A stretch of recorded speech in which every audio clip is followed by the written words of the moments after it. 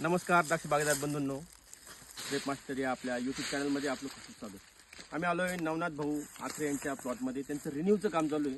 तर आणि रामदास भाऊ कशा पद्धतीने काम चालू आहे तुमचं? माल खाली झाल्यानंतर इथं कट करून घेतलं, काड्या छाटून घेतल्या खाली आणि इथं कट केल्यानंतर तिथं थोडं पोत्याने असं हे करून घेतलं, तोडून घेतलं.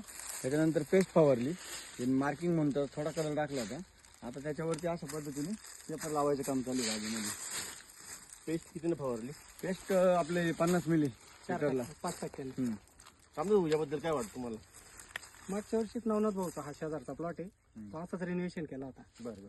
तर रिनोव्हेशन केल्यानंतर असंच जी आता जे सगळं काम चालू आहे याच पद्धतीचं कामकाज मागच्या वर्षी पण केलं होतं.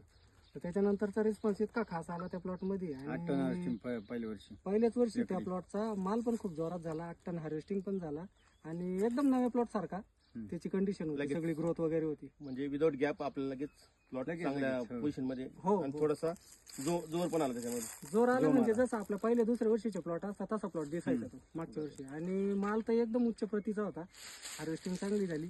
दुसरी गोष्ट अशी की जे वर्ष वाया जातं आपलं नवीन प्लांटेशन मध्ये, बरोबर. ते ह्याच्यामध्ये आपले 4-5 वर्ष सहज निघून जातात आणि आपलं जे टनेज आहे किंवा आर्थिक गणित आहे ते कम्प्लीट बॅलन्स राहून ते ढासळत नाही ढासळत नाही, क्वालिटी पण चांगली होईल. क्वालिटी पण चांगली राहते. तर अशा पद्धतीने तुम्ही रिन्यू करून 1 वर्ष वाया न घालवता चांगल्या प्रकारे नेक्स्ट इयरला एक्सपोर्टेबल उत्पादन घेऊ शकता. धन्यवाद.